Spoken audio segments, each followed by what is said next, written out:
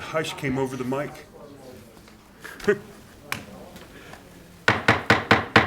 Like to call this meeting to order for the Bayfield Town Board for Tuesday, June 2nd, 2026.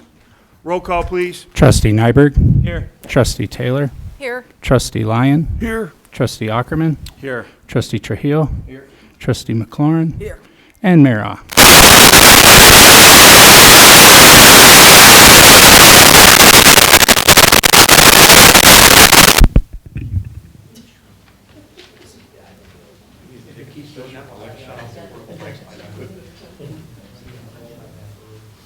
Should we try this? Okay, let's all rise for the pledge.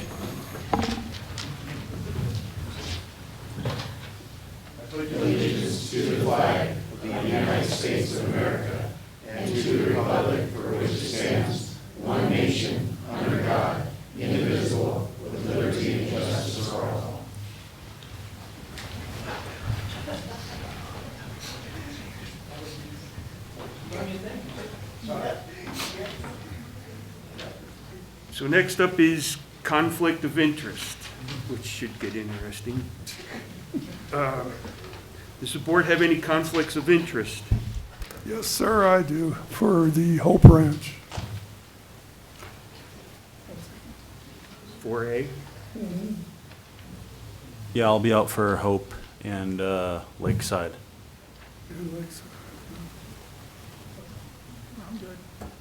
Anybody else? I was curious to know from the attorney, my kids are no longer going to Hope Community next year, so I don't know if that's still a conflict of interest or not, or.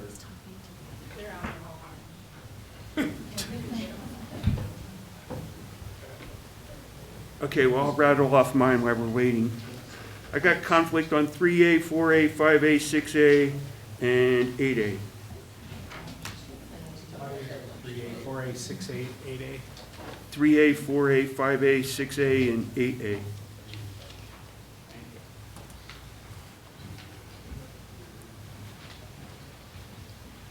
And Josh, Trustee Trujillo has a question for you. Yes, please go ahead. So there was kind of a conflict of interest, and I'm still wondering if it is.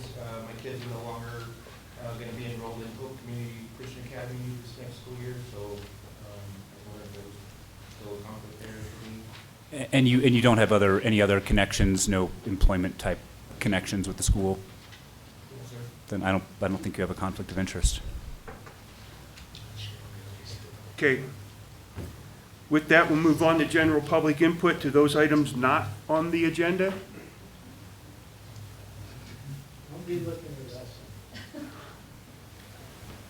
You're usually the first one up.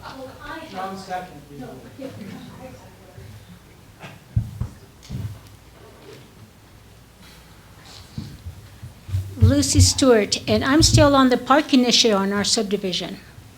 I need direction to know how we can keep these people. Now they're bringing vehicles from New Mexico and everything, parking them in that one house south of us.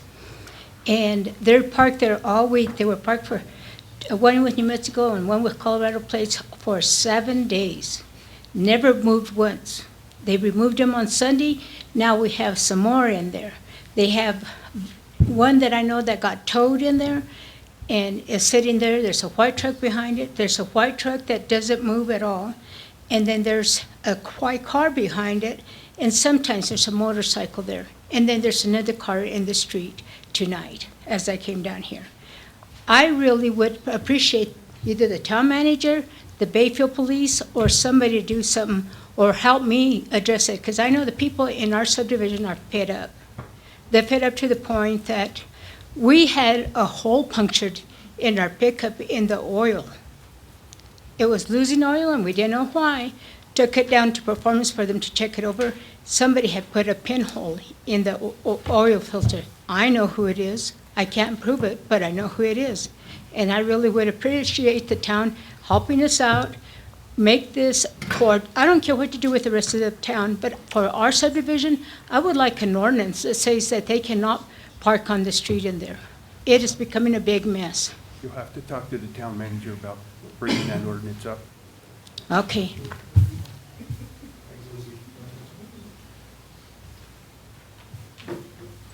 Any other general public input? Okay, seeing none, I'll move on. Recusals and appointment action item. I'm not sure who's leading this. Oh, I guess I should go there. Next up is approval of the agenda. Has the board had a chance to look over the agenda? Yes. Yeah. I need a motion. I motion we approve the agenda. I'll second that. I got a motion and a second. Any further discussion? Roll call, please. Trustee Nyberg, Yes. Trustee Taylor, Yes. Trustee Lyon, Yes. Trustee Ackerman, Yes. Trustee Trujillo, Yes. Trustee McLaurin, Yes. and Mayor Ah. Yes. Now on to item number 2. Recusals and appointment action item. I don't know who's leading this.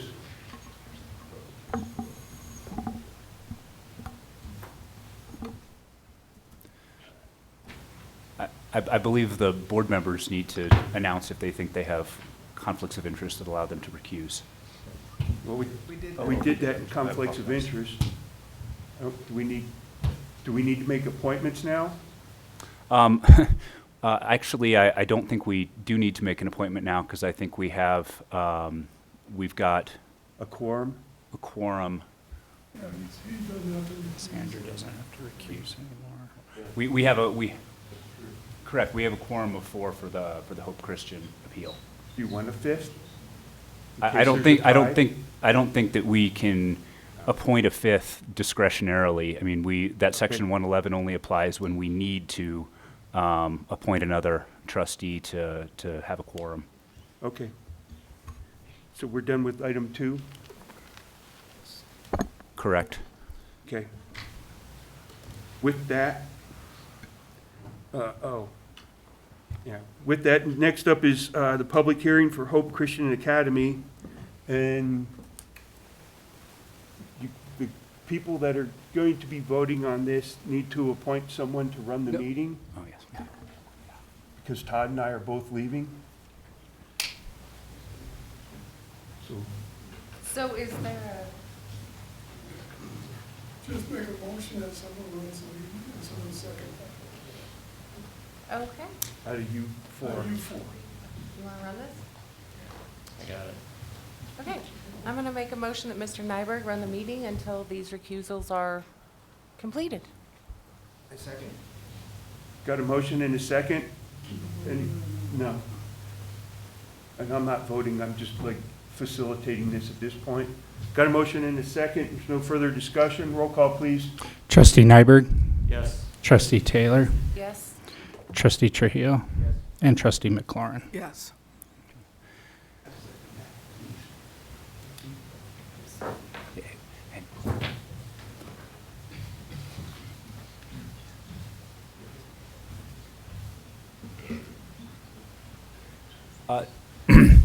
Trustee Nyberg? Yes, sir. The applicant, there have been some communications where the applicant suggested that they thought that you might have a conflict of interest in this matter. So do you mind if I ask you a few questions about your prior involvement so that we can clarify this on the record? Yes. Do you recall participating in any previous proceedings on the Hope Christian Church land use application? I did. Okay. And what proceeding was that? It was when they were, I was asking questions about the education when they were first wanting the school to come, and I had questions about the curriculum. And was this at the Planning Commission meeting on December 3rd? I don't believe so. Was this when you were sitting on the Planning Commission as a trustee? I think so. Again, what was the nature of your participation when you were sitting on the Planning Commission? I was chair of the Planning Commission for several years. And do you recall the nature of the questions that you asked to the applicant at the Planning Commission meeting? Yeah, it was mostly based around education, like how they met the state's curriculum, how they, because I had questions about, they were going 3 days a week, and I wasn't able to do the math to see how they accounted for the state's mandated hours. So it was all education questions. Did you express an opinion at that meeting about whether the application should be approved? I did not. Did you make up your mind at that meeting about whether the application should be approved? I didn't. I think I even suggested that more information come in at that time, if I recall. And do you have any personal or financial stake in the outcome of this appeal? I do not. And do you think you can be open-minded and impartial hearing this appeal as a member of the Board of Trustees? I do. Okay. Well, the recusal decision is ultimately yours, but I don't believe that you have a conflict of interest that precludes you from hearing it. You are legal counsel. So I can go ahead and go forward? Well, I don't believe you have a conflict of interest if you don't. I don't believe I do. Okay, we can proceed with the substance. All right. We ready? Yep. Okay. All right, so this is an appeal of the Planning Commission's approval of a use by review permit to establish a pre-K through 8th grade school on a 10.3 acre site that's zoned community service. The Hope Christian Academy proposes to relocate its growing private elementary program to a portion of the Pine Valley Church property. The project includes installation of 2 modular classrooms and shared use of existing parking and recreation facilities. The school will operate in person Tuesday through Thursday from 8 a.m. to 3 p.m. with no school bus service currently planned. There may be an occasional Saturday use that is anticipated. So, quick rundown of the case history. So the original use by review application was submitted in September of 2024. There was a neighborhood compatibility meeting in March of 2025. There has been multiple continuances due to scheduling, traffic and drainage information, and quorum issues. The Planning Commission did hold a full hearing on January 13th, 2026. The applicant's engineers were present for the traffic and drainage analysis. The Planning Commission did approve the use by review at that meeting by a vote of 4-1. An appeal was filed the following day, which there has been some delays for legal review and quorum issues. And so we were able to get those figured out finally, and the appeal was scheduled for today. So the appeal itself. The appellant raises concerns primarily related to traffic safety and the adequacy of the infrastructure. Specifically, the appellant notes that the traffic study was conducted outside of the school year and did not account for key conditions such as school drop-off and pickup traffic, school bus activity, or pedestrian and bicycle activity. Additional concerns include the omission of known bus stop locations, the failure to require a left turn lane improvement despite meeting applicable warrants, and the lack of analysis of County Road 501 and 160B intersection. An insufficient response to traffic-related concerns raised by CDOT. As a result of these issues, the appellant has requested that the Board of Trustees either reverse or remand to the Planning Commission's decision and require additional traffic analysis and infrastructure commitments prior to approval. In considering the appeal, the Board of Trustees must determine whether the Planning Commission correctly applied the use by review criteria and relied on competent evidence in the record. Now, the question before you is not whether a decision could be reached, but whether the Planning Commission's decision was supported by competent evidence and was not arbitrary and capricious. In making this determination, deference should be given to the Planning Commission's role as the fact finder. So, this is the staff appeals, the staff's analysis here. So with respect to the traffic impact study, the appellant contends that the study is invalid because it was conducted outside of the school year. Staff notes that a professional traffic study was prepared and reviewed as part of the application, and the land use code does not require such studies to occur during specific seasonal conditions. The Planning Commission had the discretion to determine whether the study was sufficient. As such, the presence of a professional traffic study in the record constitutes competent evidence, even if alternative methodologies could have been used. Regarding the school-specific traffic and bus operations, the appellant argues that these conditions were not adequately analyzed. Staff response is that the proposed school operates on a limited schedule, Tuesday through Thursday, and does not include school bus operations. As a result, trip generation is relatively predictable and comparable to other small institutional uses. The Planning Commission could reasonably conclude that the impacts are manageable and consistent with the existing community service uses. The appellant also raises concerns about the lack of analysis for the County Road 501 and 160B intersection. Staff notes that the Land Use Code does not necessarily require the analysis of all regional intersections. Additionally, CDOT access permitting was obtained that demonstrates that the state highway impacts were reviewed. The Planning Commission could reasonably rely on both CDOT's review and the site-specific traffic analysis that were provided. In terms of turn lanes and roadway improvements, the appellant asserts that identified improvements were not required. Staff explained that identifying potential improvements does not automatically necessitate construction at the use by review stage. Such improvements are commonly addressed through project phasing or required prior to building permit issuance or certificate of occupancy. While the board may choose to add clarifying conditions, the absence of a specific condition does not invalidate the approval. Engineering review of the project identified several technical refinement items related to the drainage, utilities, and similar considerations. Staff interpreted these as typical development review comments that are appropriately addressed during final engineering and construction permitting. These issues do not rise to the level of failing the use by review criteria.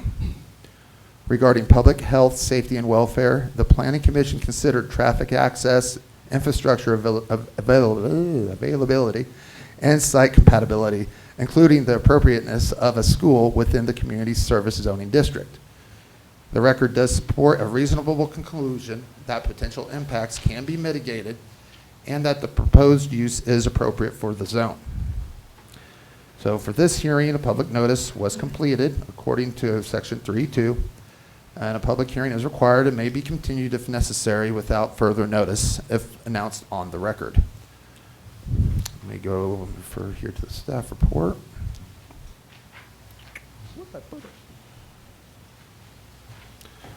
So, for staff recommendation,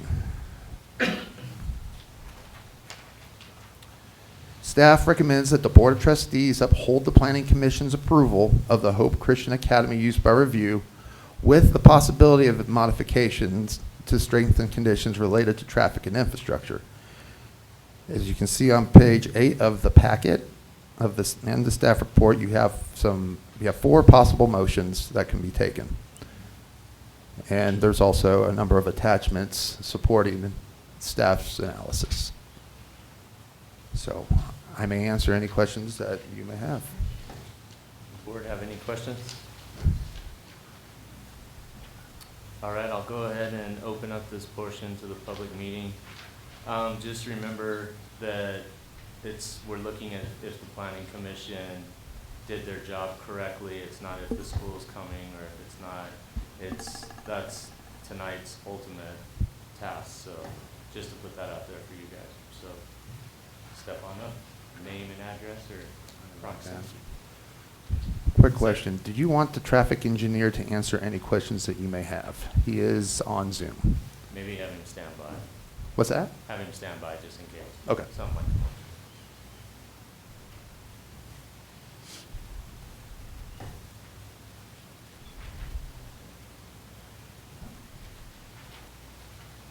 Anybody from the public? I guess I'll close the portion of the public hearing and we'll move on to that. Is it okay to have a question on the drainage situation? That's not pertinent to this particular appeal. Not to this matter. We're just seeing if they did upheld it.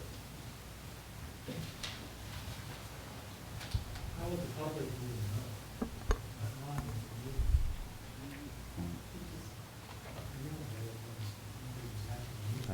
what's going on. I do have a question about the notice thing, kind of like he said.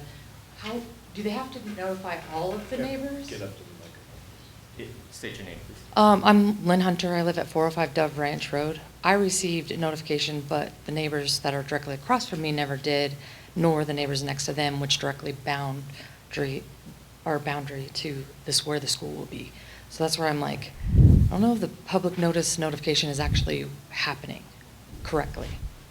The letters are sent out to property owners that are within 200 feet of the property lines. The person directly across the street from me, which hopefully she's on Zoom, because I texted her, she didn't get a notification, and she borders the property.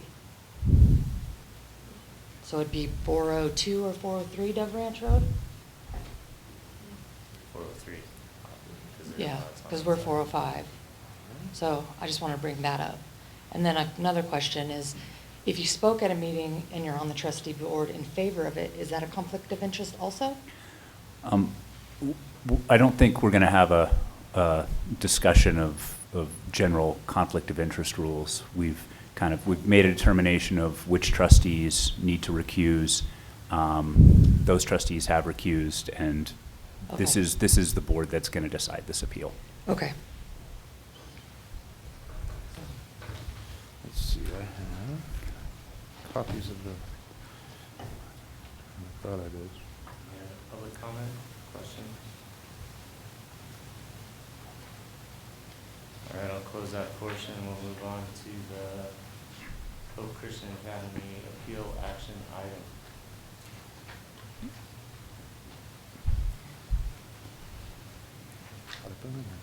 So I'll make a motion to uphold the planning commission's approval of Hope Christian Academy use by review 2004 to 26, finding that the decision is supported by competent evidence in the record and satisfies the applicable approval criteria. I'll second. I have a motion and a second. Roll call, please. Trustee Nyberg, Yes. Trustee Taylor, Yes. Trustee Trujillo, and Trustee McLaurin. Yes. All in favor?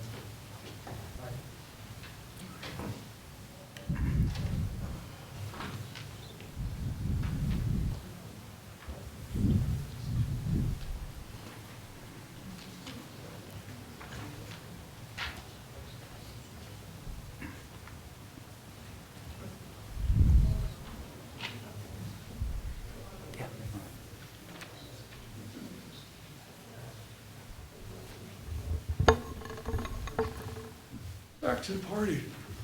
Back to the party. We need that in the motion. What's that again? The resolution number, we need that in the motion. Okay. Trustee Lyon, before, and Trustee Ackerman, before you guys state anything, could you real quick, who the motion maker, state signing Resolution 673, a part of the upholding of the Planning Commission's decision? So like say it all again with that in there? Pretty much, yeah. And the signing, yeah, end it with, and the signing of Resolution number 673. Okay, get back to that page. So I can read it verbatim.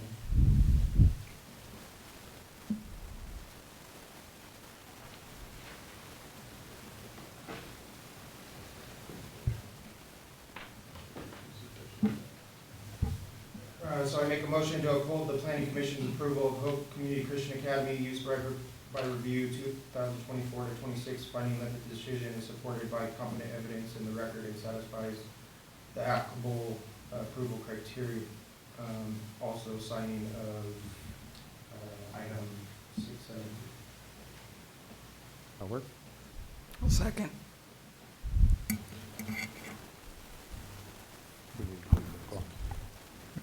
Trustee Nyberg, Yes. Trustee Taylor, Yes. Trustee Trujillo, Yes. and Trustee McMullerin. Yes. All right. Gavel. Move it back here.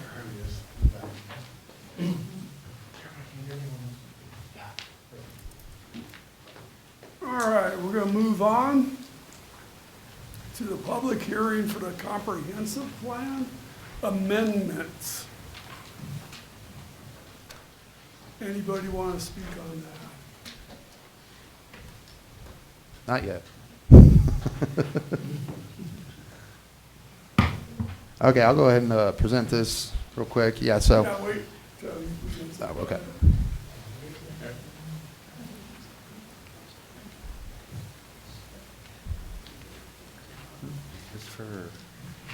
Go ahead. Ready? All right. Okay. Okay. So the applicant is Pine River Valley Foursquare Church. What they are requesting is future land use map change to better align the property with the long-term agricultural, equestrian, educational, and agritourism related uses. The current future land use map designation for the property is medium density residential, and it doesn't reflect the site's rural character or intended future uses. So this amendment was reviewed concurrently with the use by review application for an agricultural event center. The Planning Commission approved the use by review on May 12th, 2026, and that decision is now final as there is no appeal that was filed within the 10-day protest period. The Planning Commission also recommended approval of this future land use map amendment and forwarded it to the Board of Trustees for ratification. So it's consistency with the comp plan. It does strongly align with the 2023 comprehensive plan. Goals 12, 13, and 14 is preservation of agricultural and local heritage, fostering educational partnerships. And goal 10 promotes promoting agritourism and economic development. So nearby land uses include rural residential uses, agricultural land, and open space. A rural agricultural designation is more appropriate and compatible than the existing medium density residential designation. The agricultural and community serving agricultural uses typically demand fewer municipal services than residential development. And at this future land use map stage, there's no adverse impacts on water, wastewater, or transportation systems. That are anticipated, no adverse impacts. And the future site-specific reviews will address any other detailed infrastructure needs.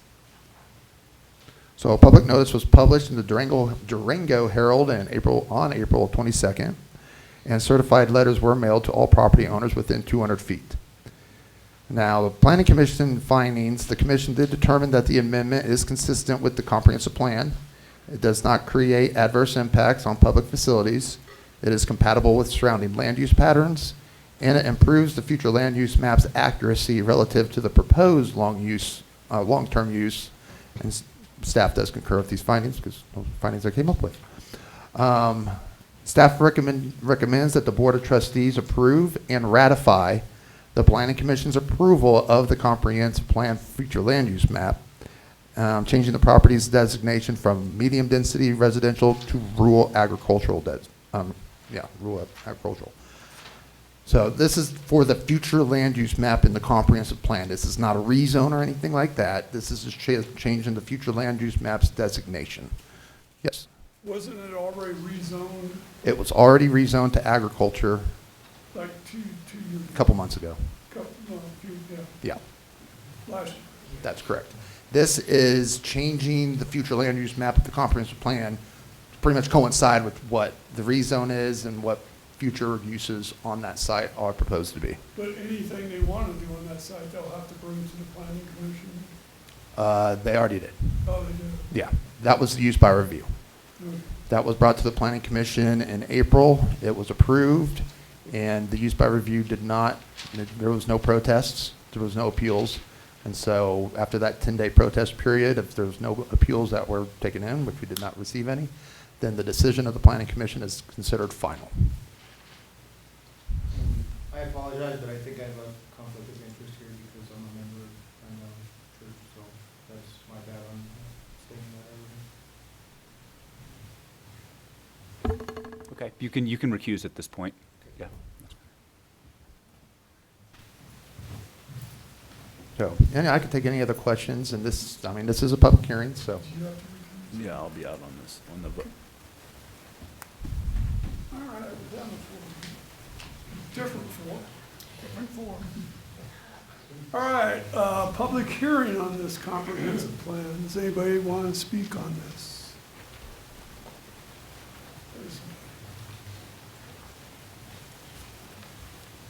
Hello, Allison Booth Grebus, 501 Dove Ranch Road.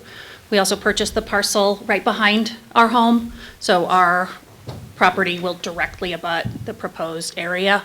Apologies if this is not the right section for this question, but you're talking a lot about agritourism. I'm wondering if there's been any talk about changing the regulations to allow Dove Ranch to have short-term rentals.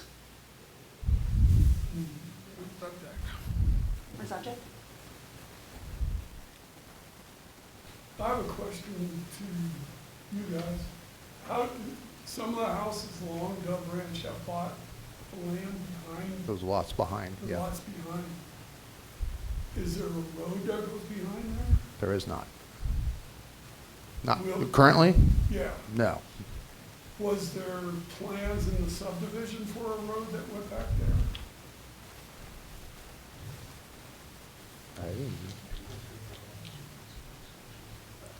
That's, yeah. Yeah, basically those lots were kept there from what I believe, during the subdivision, those lots were available for purchase from the property owners that directly abut them. I can't tell you the reason why. I'm sure the applicant could tell you since it's his property, but Well, my understanding was that you can actually build a house on that lot if you'd like. Correct. So we're at Dove Ranch in Mountain View. We're on an easement. Yes. So we've been told that that could be used as a driveway were we to put ADUs, and the ADUs are allowed as long as they follow the guidelines for setbacks, et cetera. But that short-term rentals shorter than 30 days in those ADUs would not be allowed. So it seems like a good opportunity to meet everybody's needs if we change that. My question is, you said 3 of the lots were bought. I believe, I don't know exactly how many. That's what he said in the corner. Okay. Hey. Sorry. Come on back to him. Do you need him to come up there and answer? Because he's the one that did the subdivision for those and the reason. Yeah. Scott Kuya, 243 River Ranch Circle, Bayfield. And just for the record, it's Pine Valley Foursquare Church. There's no river in our name at all. I'll get rid of the river. Yeah, it confuses people with the one in Ignacio quite a bit. So your question was? Those 3 lots, I know where hers is. Yeah. What other 2 lots were sold, do you know? The lot that is directly west of the oil pad up there, Yes. the gas pad, Okay. not oil, gas pad. And then there's one in the middle, right in the middle, that already is fenced. Those 2. My question is, was there actual roads? No. No, there were, no. All the roads from the original development all went north and just for development road, like the main access road. There was no service roads that went directly behind the fence up the property line. All right, so no one ever, CDOT, nobody said, hey, these are the roads, and named any of these or anything? That's correct. No. Okay. All right, I just wanted to know that. Thanks.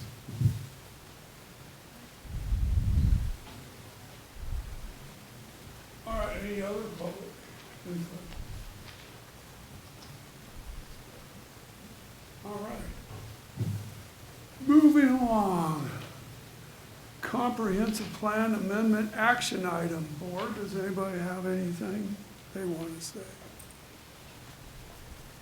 I'll go ahead and move that we go ahead and accept this change to the comprehensive plan and go ahead and adopt Resolution 675. I'll second. We have a motion and a second. Roll call. Trustee Nyberg, No. Trustee Taylor, Yes. Trustee McLaurin, Yes. and Trustee Lyon. Yes.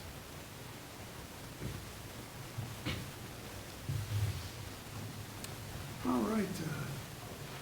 Now we're on action agenda, Lakeside RV Park Use Review Preliminary Plan. Excuse me, Mr. Mayor Pro Tem, we're going to jump into 7 of the consent agenda before we, Say that again? we're going to jump into number 7, the consent agenda. Oh, I don't even have a 7.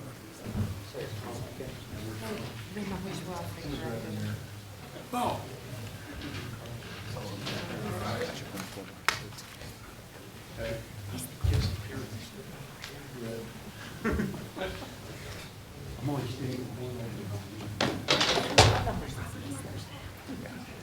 So this is 7, not 8. 7.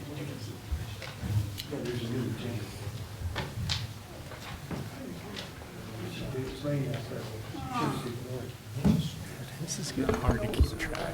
So we're on 7 now, correct? Okay, next up is the consent agenda. I explained this a few times. Everybody on the board understands the consent agenda? Okay. Is there anything anyone would like to take in? Oh, go ahead. I just have a question for Kathy. Kathy? You have a question? I just had a question on the checks that were written. We had someone that had two final checks and 1 termination check. Why would you have 2 final checks? We wrote 2 because we weren't sure, she had a choice to ask for 1 month's worth of health insurance or she could have 2. And so I wrote both checks. She chose the one where she got 2 months worth of health insurance, so the amount of the check was a little less. The other check was voided in our system, so she only received 1. Oh, okay, but it still shows up as an expenditure in our. And next month you'll see that it's voided out. Okay. Just curious about that. Yep. So is there anything the board would like taken off the consent agenda? Then I'm looking for a motion. I move to approve the consent agenda. Got a motion and a second. Any further discussion? Roll call, please. Trustee Nyberg? Yes. Trustee Taylor? Yes. Trustee Lyon? Yes. Trustee Ackerman? Yes. Trustee Trujillo? Trustee McLaurin? Yes. And Mayor Ah. Yes. Next up, action agenda, Lakeside RV Park Use by Review, preliminary plan. All yours.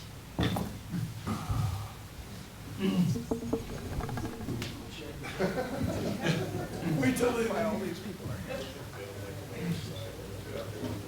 Right.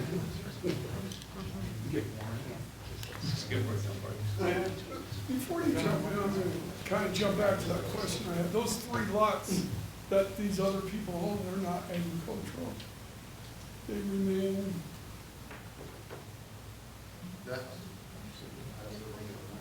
believe that wasn't part. It was a gray zone. yeah, I have to go back, but I do not think those. okay. They can still build.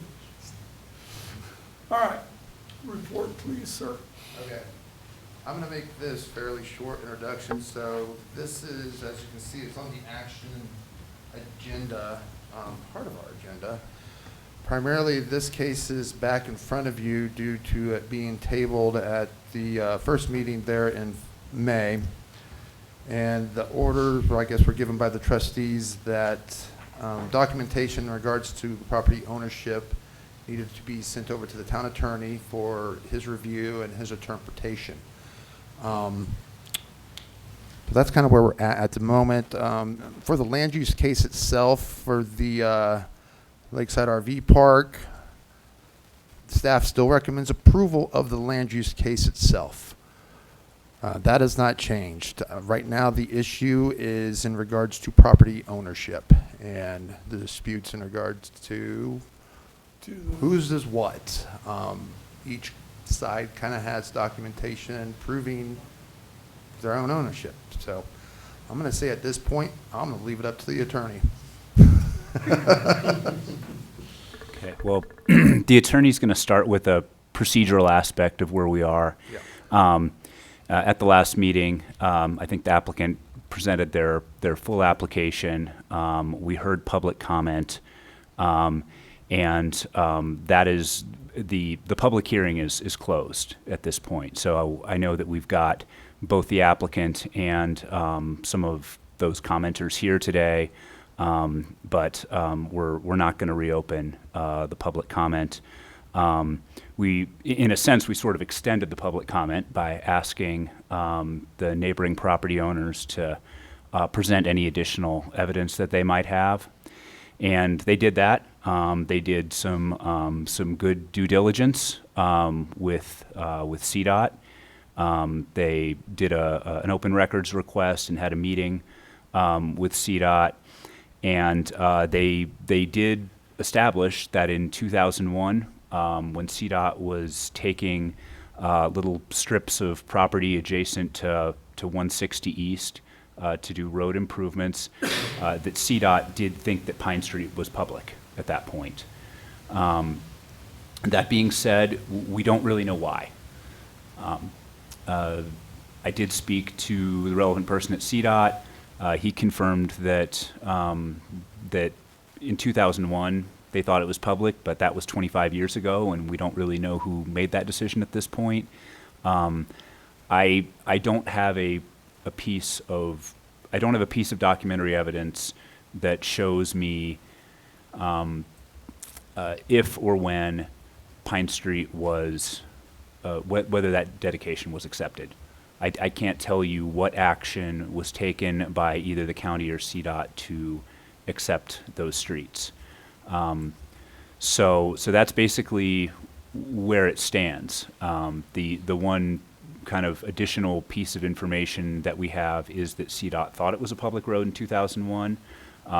We also know that CDOT did do the improvements on the Cusic's driveway, which are in the location of platted Pine Street, but they saw that as relocating access from an access that had been closed. So that action in and of itself, I don't believe, is acceptance of a dedication. So the question essentially is the board, comfortable enough with the title situation and the applicant's assertion that those streets were never accepted and that they simply own that area and can proceed with their land use application, or whether the board's not comfortable with it. Is that clear to everybody?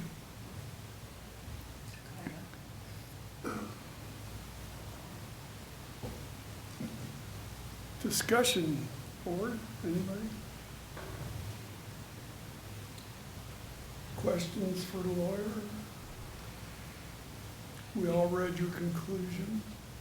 Go ahead. Do you think that you have access to any other information that would make it any clearer for us with more time, or is this your complete analysis? I mean, I can't tell you that I can't prove a negative. I can't tell you that there's not something else out there. But having looked at all of the documents that have been provided by the respective parties and CDOT, and having inquired of the county, I haven't found anything that shows the acceptance of the dedication or how that was done. I don't know really what else you could have short of a court order from a judge that would clarify the situation. John, you look like you want to speak. Well, just in my experience in doing this in the past, there's not documentation that's affirmatively accepting it by any of the government entities. It's just like environmental rules or anything else. If there's not something documented, it's not something they have. So I would concur with our attorney's assessment of this. It would be nice if we had some documentation from any of the agencies we're talking about, but we do not. Because we do not, it did not happen, essentially. How does it change the applicant's plan if this is a dedicated street? Good question. I mean, if this was a dedicated and accepted street, then the applicant would have to go back and vacate those streets, prior to pursuing this land use application. And arguably, half of Pine Street would revert to the Cusick family, who's kind of the main public objector to this application. So that would be essentially a 30-foot strip. That is essentially their driveway. Which is in the location of their current driveway. And 1959 is when they said, hey, here's a street, but we never accepted it as far as Bayfield. Or Correct. the county. Correct. The plat was recorded in 1959. 59. And, you know, just to kind of explain, you know, why this situation came up here and doesn't come up all the time. I mean, this happened before we had land use regulations. So there was, these days, if you record a plat in the county or in the city or county signs off, thereby accepting any public dedications on the plat. But in 1959, there was no county approval, so then it was up to the county to take some action to accept the street, which could be, you know, which could be an ordinance, it could be signing off on the plat, it could be building the street. There's any number of things they could do, but it didn't happen, I guess, almost automatically the way it would these days. That's very clear. So if it was dedicated, the applicant would just have to move their entrance a little bit? I would assume so. I would assume that if it was a dedicated street and half of it reverted back to the neighbor, then the applicant would have to go back to the drawing board somewhat on their on their site plan. I don't know if there would be issues with having multiple accesses close to each other. Maybe not. But they would have to, yes, they'd have to go back and rework their site plan to some When extent. did Bayfield annex that land? Ooh, That that was annexed back into the Cusick annexation, the Ironton annexation. Okay, so the Cusick one, their plat was in 2005, and the Ironton annexation was in 2023. And during that time, they would have said, this is a street. What's that again? Say that again, sorry? When it was annexed, there was no street there. No. It was just land. Well, when the Cusick's parcel was annexed, the plat does show the old Pine Street there, but it refers to the land to the west as the Ironton property. Right. Any further discussion by the board? Anybody's motion? Just real quick, if they were able to show that there was a change in the ownership of the streets, this would have to go back then through the planning commission? I just want to make sure I understand this. If they were at some point able to show that there's a change in the ownership of the streets or something that we have not found yet, this would then go back to the planning commission and the applicant would still be able to do a new traffic study or address that in whatever manner is appropriate? Maybe not so much a new traffic study, but they would have to come back through if there's any changes to the site plan, and that would make a rather large, well, change. So that, because what is approved by the planning commission is the current site plan. Okay. So they would have to come back through the planning commission, yes, if there are changes, somewhat drastic changes to the site plan. And to clarify, you know, probably the only way that would happen, if you were to approve, probably the only way that would happen afterward would be if they did file an action in court to get that determination. The judge would Right. say, hey. And if that were to happen, then Ironton would have to go process a new site plan. But basically, what we're ruling on is whether or not the land use. Yeah, that's what the gist of this is on the land use, on the application. And once it comes to what is in a sense property dispute, that is much higher. Yeah, that's a judge ruling. Is this going to affect the towns later on? I mean, if these two entities are fighting this in court? I mean, I just, If they fight in court, it's only going to It's- slow their project down. It's between the two property owners. Yeah, the town, no. Yeah, I would say that if there was an action to determine the status of Pine Street, the town would at least be named as a necessary party. But we want to be fiscally, we wouldn't have to spend, you wouldn't have to go to court. Possibly. I mean, it would, I think we're going down the road of speculative Yeah. legal advice at that point. I mean, I think the town could take a largely neutral stance in that litigation, but I can't tell you, I'm not going to opine on whether there's any cost involved for the town. on another note, I know there's a lot of concern about the 8 corners.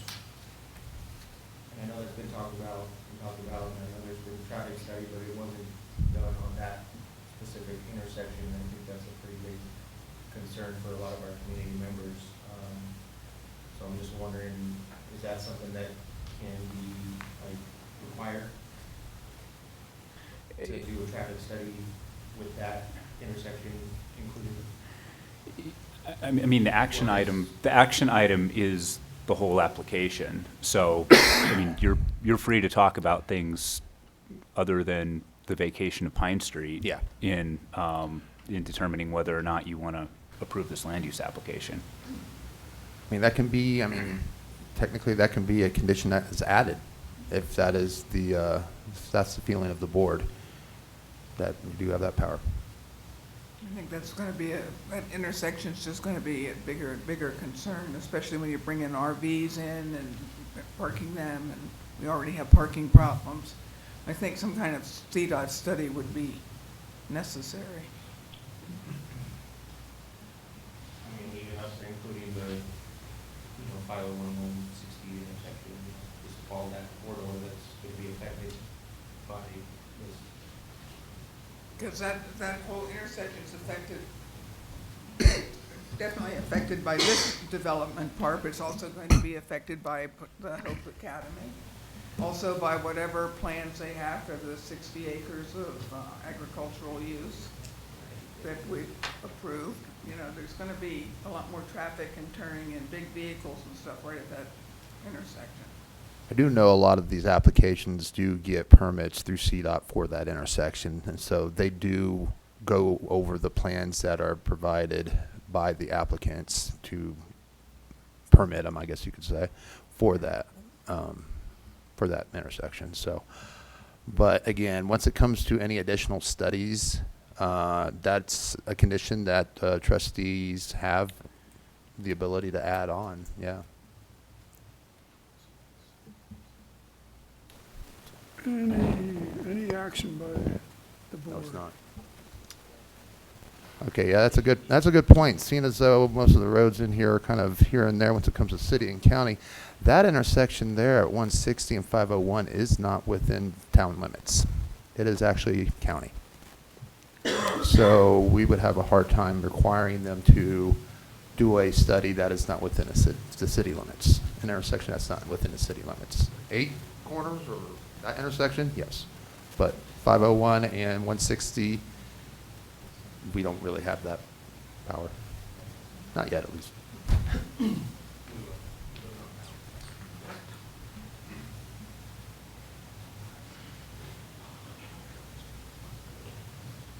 I think we need to wait and see who owns the property before we move forward.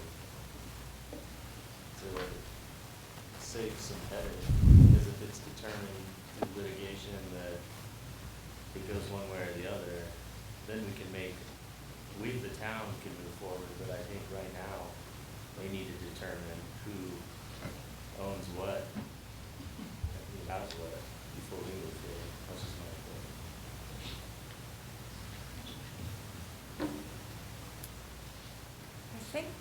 I think just my opinion is that both sides have probably given us their best information as to their stance. And I don't know that, how many more times can we ask them for this information? Right? If there's litigation to be had, then I think they should for sure pursue that. I think that they should pursue whatever they find in their best interest. But as a town board, how many times are we going to hear this and say we need more information when they've come to us with everything they have, and put their best foot forward? We're just dragging our feet, I think, if we continue to ask them to resubmit the facts they've already submitted.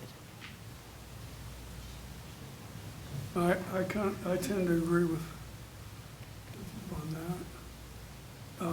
that. I think the issue before us right now is whether the planned land use is a yay or a nay. As far as the litigation, I believe that's for them to figure out. And that's my opinion. Is there any action by the board? Any thoughts on having them do another traffic study for that equipment included? I mean, do one. I thought they did. Did they have the? They did not include the intersection up there, no. They only had to go a certain distance from their access way, and it did not include that intersection. I mean, I just don't want to see anybody get hurt, hands down. I mean, people haul ass through there, and it's pardon my language, but it's scary sometimes, so. I don't want to see anybody get hurt or killed, or a little kid. There's a lot of people pedestrian on bikes and walking, and I mean, you know, especially if you're having lots of RVs and campers with little kids that are going to be walking around town. So I don't know. I think something needs to be done. Study, speed limit change. I don't know. Again, that's out of our control because that's county, so we have to have a relationship with the county to see if they would help us do that. The Eight Corners intersection, or the Buck Highway and Bayfield Parkway intersection is within the town, so you can do that one. We could change potentially. Yes, we could change the speed limit. That would go through the planning commission first? Sorry, speed limit change? Say that again, I'm sorry. Planning commission, speed limit change would have to go through the planning commission first, or is that? Speed limit change? No, I don't believe so, no.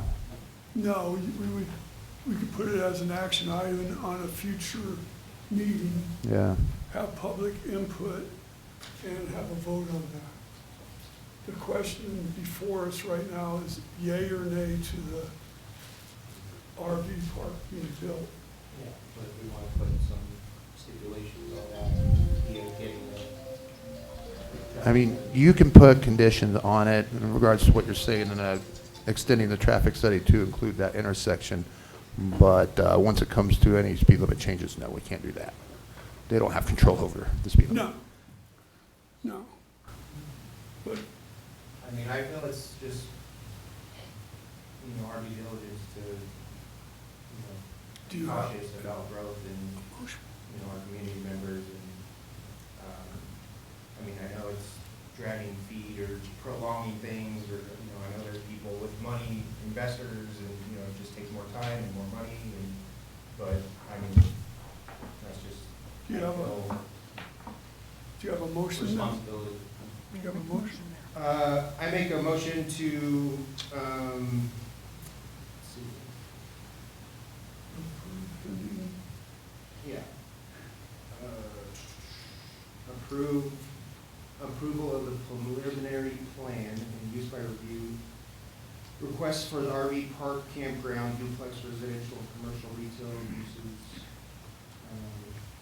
Land used for the lakeside RV park, with the condition that they do a traffic study, for the Eight Corners intersection. I second.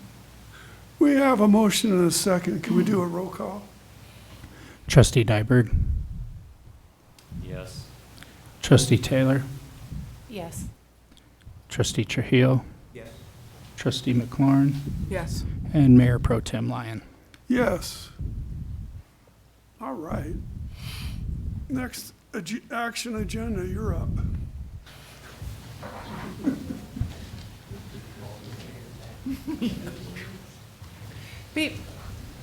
Before we go on from that motion, can we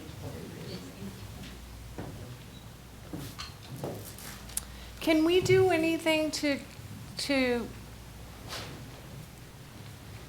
can we do anything to put a time limit on that or something so that they have so that this applicant has an opportunity to complete this traffic study and get this?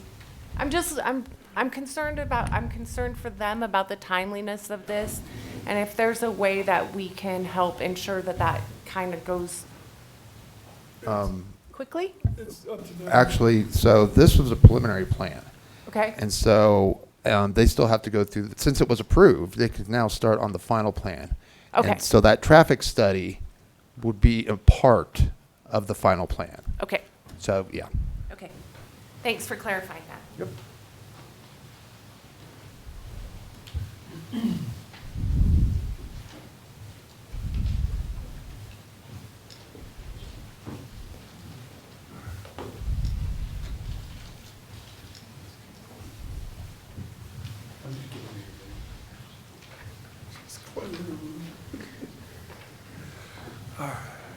Okay, next up is item 8B, Resolution 672, ADA policy.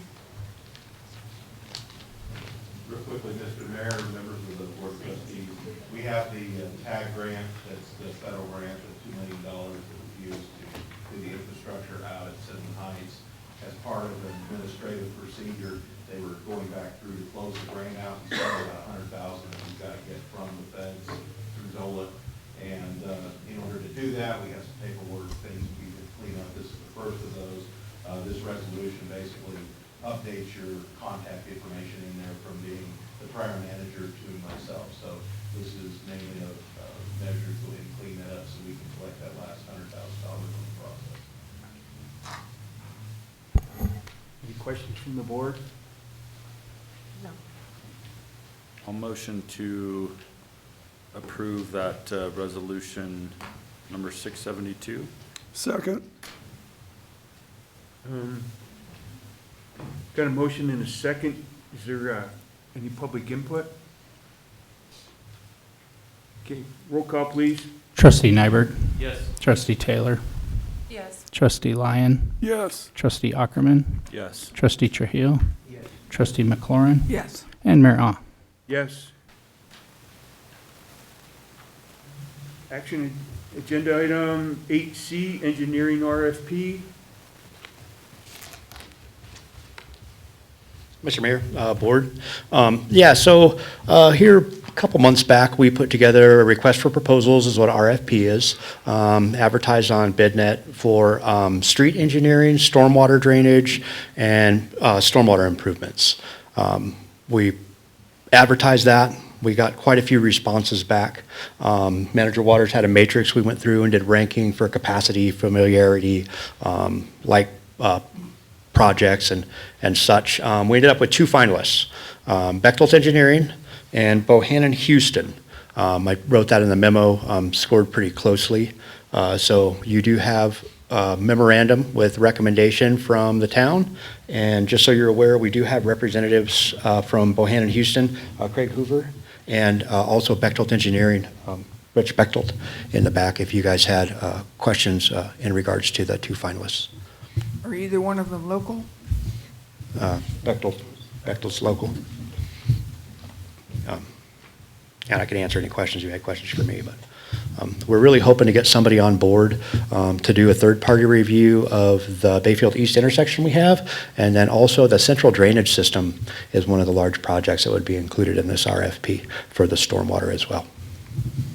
Does the board have any questions of staff? Am I allowed to ask why there is, the recommendation, why you would choose Bohannon Houston over the other applicant? The final score. So they're ranked pretty closely. We had Bechtold Engineering, I think, at a 166 combined score with the matrix provided by the manager, and Bohannon Houston was at a 168. So they're pretty even when you look at it, but that's where the recommendation's driven from. That's on the memo. Yeah. Yeah. But Mr. Mayor, members of the Board of Trustees, in going through the ranking, we had 11, well, we had quite a few, but we actually had 11 companies respond. There were several that were very good, we had several that were up close to the top, but, when the ranking considers these large projects, it considers a number of factors. Familiarity with the contracting agency is one of them. The ability to actually do the thing is another.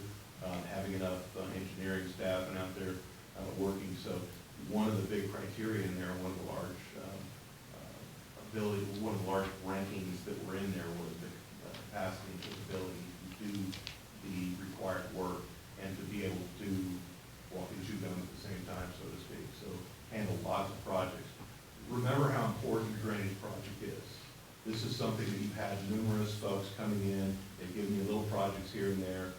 So we were very conscious of that when we went through this. We wanted the best possible firm. So that's what the rating numbers are based on, is the best possible firm. And it wasn't just one person that rated, it was a group of us, and it was all combined together. And so you have a top front runner in that. You also have a second one. That doesn't mean we can't award two winners out of this and split the jobs between the two. But we do have projects budgeted right now that we need to move forward on.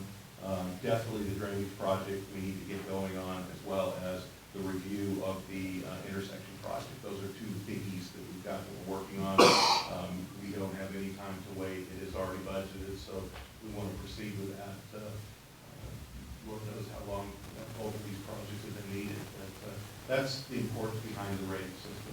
You're trying to rate to get you the best possible designer of this, because otherwise, if we don't use that, we run the chance of doing what we've done over the last 15 years, which is getting just kind of pieces of the puzzle put in there and never getting a total project fix. And in order to get this project, remember your design has to be good enough. And remember Patrick Rondelli in here. The amount of money that's out there is 10% of what it was prior to. It's much more competitive now with the towns, and there are almost 300 local government districts here in this state. We're going to be competing against all of them. The Denver Metroplex, we're going to be competing against all of them. We want the best possible design product put before them to judge whether or not we should get this funding. So it's going to be a big project. It's a multi-million-dollar project. So the drainage in particular is a big one, but we need to be able to put the best product out there to compete against those folks in Denver. And not only there, but if we go for federal FHWA money or we go for anything else, we open that up to a much larger competition, which is national. And so we always want to make sure that even though we're very proud of what we've got locally here, sometimes in order to compete against folks on a national level, we've got to put a national product together so that they can see that and realize that it's on par with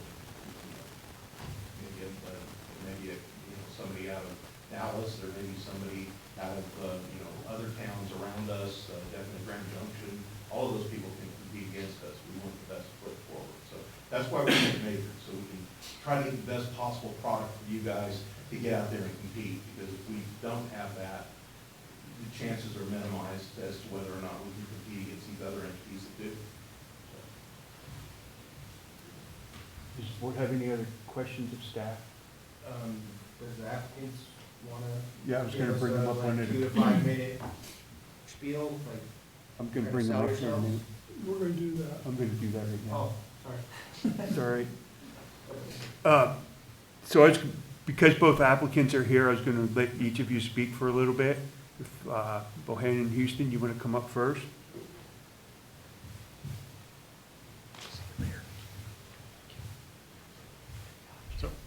Good evening. My name is Craig Hoover. I'm a Senior Vice President with Bohannon Houston. I'm one of the owners of the company. I've been with Bohannon Houston for almost 40 years. Started there in 1984 as a student intern. It's a great company. Our headquarters is in Albuquerque. We have 293 employees currently. We also have an office in Denver and an office in Grand Junction. I moved to Grand Junction 2 years ago to stand up the office in Grand Junction, and so that's my role. My background is water resources. I've done mostly flood control and drainage throughout my career. That's my area of expertise, and I would be the principal in charge over the project. We are not local. To speak to Trustee McLaurin's question, we do have a local sub. Ye and Associates is on our team for the construction inspection element of the intersection project, and so they're out of Durango, and so they're not exactly Bayfield, but they're very close to being local. We're very committed to the western slope and serving the western slope. We can serve you with staff from Grand Junction and my office from Denver and also from Albuquerque. We've kind of got you surrounded, as I like to think. But we have a long history of successful projects on drainage and flood control. We've worked with your town manager in the past and his past life in New Mexico on a number of projects. We'd be happy if you would select us to go forward with the project and follow the ranking recommendation that was made by the committee. So I guess stand for any questions you may have about the firm or myself. Questions from the board? How big do you consider this project compared to other projects you've worked on? I'd say it's kind of in the middle. I mean, we do small drainage studies all the way up to large master development plans for Mile High Flood District. We've done a number of studies for them that cover hundreds and hundreds of square miles, both in urban and rural settings. But we just recently, the most recent project that I've been working on, engineer of record, was for Mesa County, where we designed a flood control dam for Mesa County that was estimated construction cost of about $7 million. And so it's probably in about that size. It's definitely a nice size project for us, something that we can sink our teeth into. We definitely have the resources to do this. Our drainage group has a staff of 22 people, and we have staff in the Grand Junction office, the Denver office, and our Albuquerque office that could all assist on this project as need be, pulling in the right technical resources for the project. Have you done many projects in this area? Yes, it's been a little while. We did a project for the city of Durango, the Crestview Ditch project. A number of years back, that was a drainage project on the west side of the river. We just recently, end of last year, early this year, we're working for the San Juan Water Conservation District, doing a project where they were looking at doing a feasibility study for a water storage dam. They're kind of northeast of Pagosa. We've done some other projects that are a little more dated, but we have done work in the area, yes. I don't believe we've done any work for the town of Bayfield itself. So. Any other questions from the board? Thank you. Thank you, Craig. Thank you, appreciate the time. Bechtel Engineering?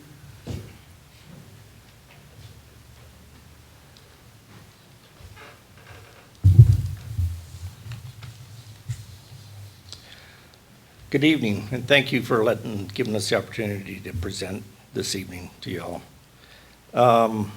My name is Rich Bechtel. I live at 133 Heartland Acres in Durango, 81303. I live down towards the airport. As you know, as they outlined previously, Bechtel submitted the proposal for the street and stormwater drainage services. The scoring was 166 for us and 168 for Bohannon Houston, headquartered in Albuquerque. Section 6 of the RFP states, it is the intent of the town to award an agreement to the consultant who provides the best value for the town of Bayfield. And I think that's very important. You need to get your money's worth. You have to make sure that the money is spent responsibly. We believe that it is in the best interest and provides the best value to the town to select a highly qualified local firm with a proven record of performance rather than an out-of-state firm. I founded Bechtel Engineering 30 years ago in Durango. We have formed our team, and we have multiple subs. We have formed our team so that all of the work is completed in La Plata County by people that live here and have lived here for quite some time. They're permanent residents of La Plata County. We are truly local. 4 Bechtold employees reside in the Bayfield zip code. 2 are Bayfield graduates, and 2 currently have children in the Bayfield School District. Those are the people that will be completing this project for you. With the selection of the Bechtold team, all of the federal, state, and town expenditures circulate and are economically multiplied within the community. The money stays here. Every dollar you spend with the Bechtold team is passed to our employees in payroll. It is for our vehicles, it is for fuel, it is for everything for our operating expenses. It stays here. Now let's talk about qualifications a little bit. The first 2 projects to be completed under the contract are the 160 East Intersection Project and the North Bayfield Durango Main Evaluation, the Drainage Project. Now Bechtold has unmatched CDOT experience. Yes, we are permanently located in Durango, but we are the go-to firm for CDOT. CDOT hires us routinely to do their projects. They're large-scale projects. For example, we're the construction leads on the $115 million. I'm sorry. You, it's the battery. Sorry. Good job there.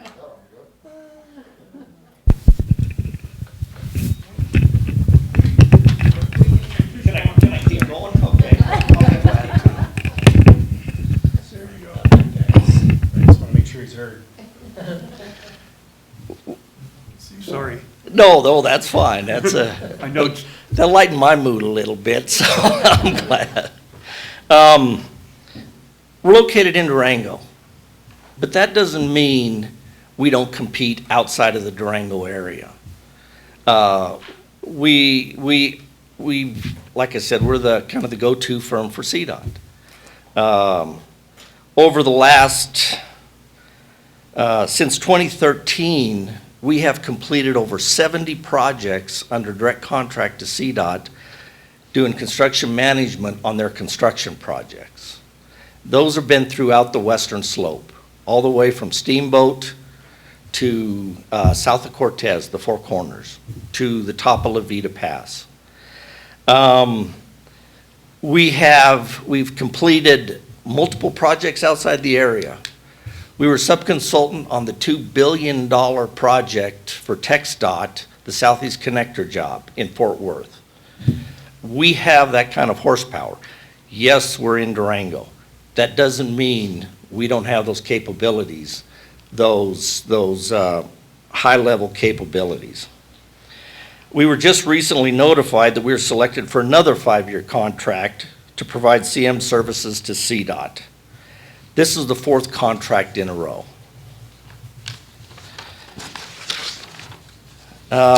We have town of Bayfield experience. Some of you remember that we were the design engineers and the construction managers on the Twin Bridges replacement, and we completed that in 2017. A unique factor of that, and I know it's something that you're dealing with on the east intersection, is based on the engineer's estimate, we were able to obtain grant funding from CDOT to bridge the gap between the engineer's estimate and the final funding of the project. It allowed the project to go first. We were able to do that because of our working relationship with CDOT, their people, and just a knowledge of their processes and their protocols. We've done that for multiple local agencies throughout the years. We know their processes. We know where those funds are at. We know what it takes to write the grants to get those funds. We also, in 2025, we completed the construction management of the Bayfield Shared Use Path up north of the highway. That was a CDOT local agency funded, had federal money in there. We had to comply with all the requirements, all the federal civil rights requirements, all the reporting, all the documentation. In the CDOT world, it doesn't matter if it's a sidewalk or if it's a $100 million design-build project. The requirements are the same. The intent and what we are very good at is keeping that money flowing. Because what is based on those requirements, when the town files for reimbursement of those grant funds, the documentation has to be in order or those funds are not allocated. For the drainage project, we've teamed up with Wright Water Engineers. And I know most of you probably know Wright Water Engineers. They're the leading expert in water resources, drainage, stormwater in this part of in southwest Colorado. All of the work for them will be from their Durango office. So we recognize that they are the experts, and that's why we brought them on our team. Now, for Bechtel Engineering, we've provided all the infrastructure design for Three Springs. That's the water, sewer. It is the drainage infrastructure. We also did the construction management of all those features. So, again, those large-scale projects are what we do.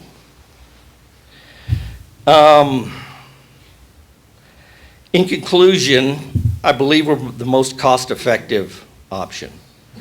We're here. This is our home. We're not going to have travel expenses. We're not going to have lodging or per diem.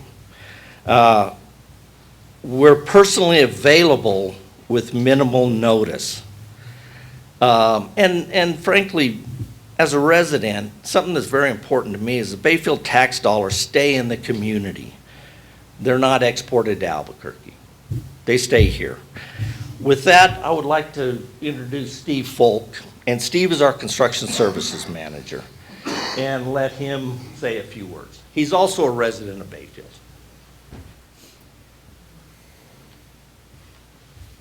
Thank you for the time, ladies and gentlemen, for the opportunity to present. I am Steve Folk. I live at 388 East Sossaman Road, Northtown, Bayfield. I'm here in a dual capacity as a citizen and also as an engineer with Bechtel Engineering. I have been a Bayfield resident since 1996, 33 years. 22 years with Bechtel Engineering and 28 years building CDOT highway projects. So I think that speaks to the stability and the depth of knowledge that our team can bring to your projects.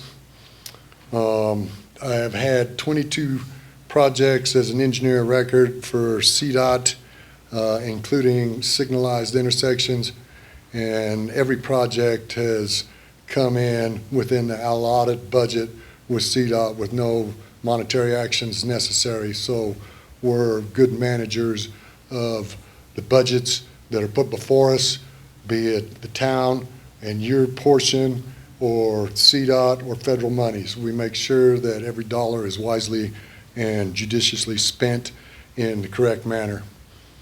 The local CDOT Region 5 knows us. So on the east intersection, that's going to be key to keep the project moving forward with the processes and the people and the names that we have direct contact to. There's no learning process in that regard as far as who to talk to, how to keep everybody involved so that there's no hiccups in the process for tying into the state highway system. We also recognize our tribal neighbors and the special conditions and relationships the town must maintain with the sovereign nation being upstream. I suspect that a lot of the drainage infrastructure and impetus to develop these master drainage plans comes from the sovereign nation downstream. And we have a history of working with the tribe on various construction projects through the projects that abut or go through tribal properties. So we recognize that there's an additional relationships that have to be maintained to keep things moving. The RFP by the town of Bayfield with our staff being embedded within the community and embedded here for years, supports well-paying professional jobs, and as Rich mentioned, that circulates back through the economy multiple times. And as a resident, we're always hearing the buy local mantra from businesses, governmental entities, et cetera. So I would urge the board to think of that buy local, and not just talk the talk, but back it up with appropriate action. So thank you for your time this evening. Thank you. Thank you. Well, in conclusion, I believe that in light of the intent of the project is to identify the firm that brings the best value to the town. And I strongly believe that Bechtel Engineering does that. So consequently, I believe it would be very premature to approve Bohannon Houston to award the contract to Bohannon Houston at this time. I believe a full consideration of the value aspect of it, the impact to the local community, a thorough recognition of our full capabilities and what we do needs to be also considered. So I guess I would suggest that the board tables the motion for tonight based on additional information, or possibly through the interview process. There's an interview process as part of the selection process, if you so choose that. So anyway, I'll just close with that. And if you have any questions for us, I'll be happy to answer everything. Does the board have any questions for Mr. Bechtel? No, sir, thank you. No. Thank you. Thank you. Question, John. I assume this matrix scale is on a scale of 200, or what's the scale we're dealing with here on the 168, 166 scores? Mr. Mayor, Trustee Augerman, it was an addition of the scores. They were based on scores of 100 total at the end of the process. And so those were just added together, and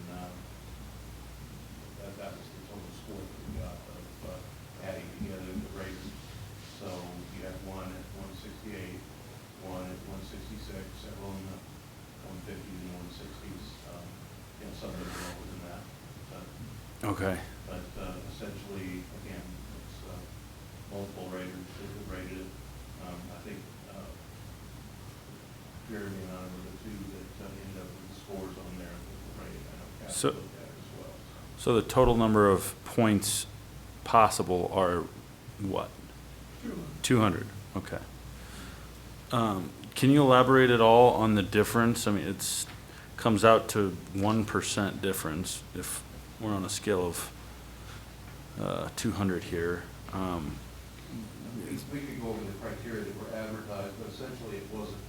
This is a design, engineering, and an advocacy type deal. So being able to go to, say, Denver, or have an engineer be there to explain to staff and the different agencies what we have going on was important. That was in the capacity and capability to move forward. We're not talking about small grants here. I mean, we're talking about multi-million-dollar grants. So having the capacity to be able to go and take care of that, if we're meeting with the legislative committee or something like that, that was included in that. Having multiple engineers being able to handle numbers of different tasks that were there. So the number of engineers listed was something that was taken into account on that. This is something that being able to respond in a timely manner. Some candidates rated better than others in different areas, but it was weighted heavily towards being able to handle what we have coming up, the entirety of it, not just the design portion of it, but the entire thing from the construction management to preliminary design to going through the funding process. We're not just talking about gap funding. I mean, we've got some of that with the East Intersection project, definitely. There is a smaller amount, and when I say smaller, we're talking somewhere around $1 million with the East Intersection project and the gap funding we're looking at. But the big project that we're talking about with the drainage is perceived as a multi-phase project. It's going to be tens of millions of dollars. And so having some firm that's able to go to, whether it's a district office, whether it's Denver, whether it's DC, and be able to advocate with the town when the members go to try to achieve the funding as part of that. But it also talked about the levels of training. The companies that are there, that are at the top, were very strong in their respective areas, so they wouldn't have scored as highly as they did. There's no doubt about that. But some have other capacities, whereas some score better on the local side. And I can't remember the exact numbers on that, but I just know that in the end, when you rate it, it's weighted for the ability to do the project at a level that we need to have it done at. And there is a component there of familiarity with the local agencies. So, I mean, that sidewalk and some of the other stuff that looks on, they do have familiarity with this. I'm not sure I wasn't here during that sidewalk or whether it was a great project or not, but I mean, some of you were here during that time period, you know if there were any issues or not for that. Past record of performance is also a key that was on that as well, for that rating. I mean, there's point value assigned to all of that. It's a complex rating system, but it's done so that we can try to be fair overall and just try to determine who the best one is. Okay. This was, it's a recommendation for purchasing based upon how the matrix was rated, and you could either go with it or not, or it was the RFP actually went out in such a way that we can decide to give certain projects to certain companies and other projects to other companies based on their respective strengths and weaknesses. So we could definitely award the top two with the RFP, and then give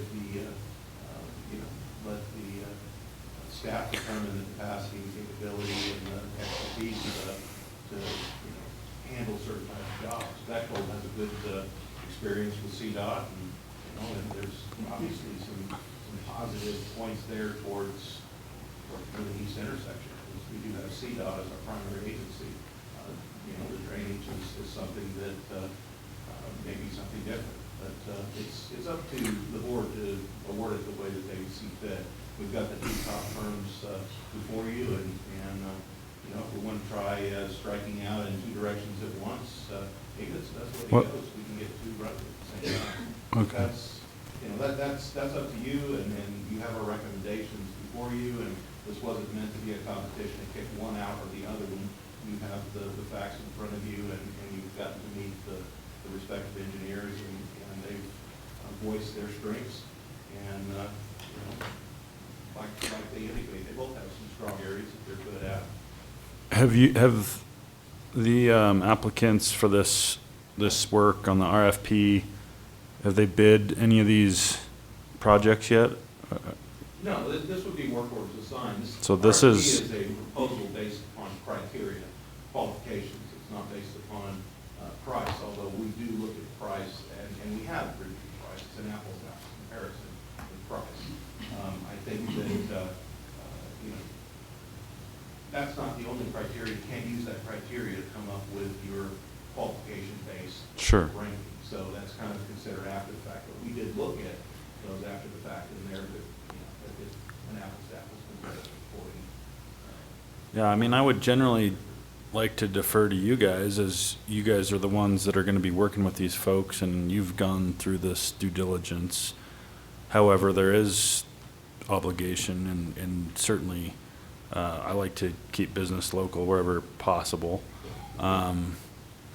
So I guess I would lean towards maybe using both in their strengths and allowing them to compete for the projects as we go forward. I don't know. But the intent of this would be, if you pass this, even if you put both of them on there, you'd be be deferring to the staff to, within the budget you've approved, to assign the correct ones, as they see fit to the different agencies. And so, if you pass both of them to go in there, we've looked at the ones that have the strengths. It's kind of like I mentioned before, I can see, having CDOT experience as being a positive thing, working with CDOT-related grants and things like that. Again, looking at the relative strengths and weaknesses that we have right here in front of us. We've got resumes that work through there. We've got the number of engineers that they bring to bear on specific projects. We've got past projects and past records that they've got in their different towns, whether it's here or Durango or wherever it is. We use that and we trust the staff to proceed as things are needed. Jeremy, you're shaking your head. I'll put my 2 cents in. The RFP went out, and you guys had the 2 finalists. Please don't leave it up to our discretion to award whatever we would like to whoever we would want. I would prefer if you would just select one of the firms that, one of the 2 finalists, and then we can defer this work to them. I think it just leaves it a little bit too wide open, potentially for internal discussion, and that's what we're looking for from you, is direction from the board. Thanks. So you're saying you, Pick one. I'm saying choose one. yeah. Let's pick one. Pick one and let's be done with it. I motion to award the professional street and stormwater drainage engineering to Bechtel. To who? Second. To Bechtel. Bechtel? Is it Bechtel, right? Bechtel, yes. Yeah. Okay. Then you got a second? Second. Okay, got a motion and a second. Is there any further discussion? I would just like to say that a couple of weeks. doing public comment tonight? I've raised my hand twice, and I haven't been acknowledged. Are you doing public comment on this item? Apologize. I didn't see it up there. Yeah, go ahead.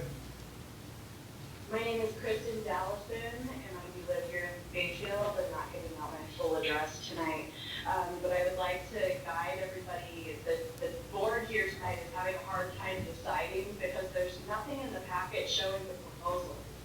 And we do have a policy in place in Bayfield. Resolution 487 guides the process for picking a contractor, and you guys can't make a decision without the staff showing their work. And that resolution's been discussed previously in regards to Sasquatch seal coating, because you guys claim that this policy rules everything. Well, this policy states on 12A that you will give local preference. And nobody here tonight has guided you all on whether or not that policy for purchasing and following an RFP process is being followed or not. We're going ahead and just using a matrix that's been provided by the new town manager with no proof of work. We have nothing to even judge this decision off of whatsoever because nobody's provided any information to the public on how our money is being spent on this project tonight, and that is irresponsible of you all. Thank you. Is there any other public comment? Any questions from the board? No questions. I did want to just say that I think it's a great, whenever we can choose someone who is as local as possible, that we do so. And I just think that this is a good opportunity for us to do that. I mean, I think qualifications so closely measured. If there's a question, then that we should look at the local. So just comment. Any other comments, questions? Roll call, please. Are there any comments from the staff or John or Justin on what Ms. Allison just mentioned? I'm not privy to these kinds of things.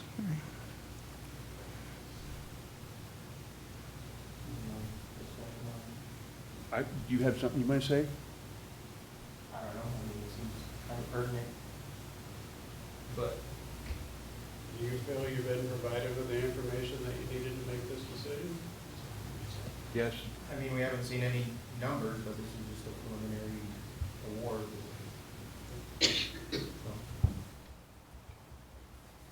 I think we have to, without reading every tiny little detail of the proposals and the answers, we have to put a certain amount of faith in our town manager and in our staff who have looked at these things and evaluated them and evaluated both companies. I think they're in a better position to do that than we are. Agreed. And that's what they're getting paid to do. Right. Roll call, please. Trustee Nyberg? Yes. Trustee Taylor? Yes. Trustee Lyon? Yes. Trustee Ackerman? Abstain. Trustee Trujillo? Yes. Trustee McLaurin? Yes. And Mayor Ah. Yes. Next up, department reports, town manager. Okay, I know most of you had an opportunity to take a look at that and see what we've done over the last month. Fortunately, I had a rather eventful month outside of the town, so certainly didn't have as much time to spend dealing with things other than family issues, but we have worked forward. Definitely rating of the RFPs took a long time. 11 of them, all of them were very good engineering firms that were out there, and there were a lot of pros and cons. It took a while to rate them. This isn't something as it was implied that we just magically came up with. This took a lot of work. So that's one of the reasons why it took so long to rate those, is because it did take time to read every one of these proposals. It was like taking what you guys see today and multiplying it by 11. So, having to go through that was very significant. So, staff did do a lot of time to work on that as well. We have met on the intersection project with the CDOT. Today we met again with them. Moving forward with the project, we're continuing to prod to get this project moving forward. We've got a company out of Durango we're using, SEH, that we're trying to get the design finished for the intersection. And many of you probably heard that for me. You probably heard that from Katie. You might have even heard that from Chris.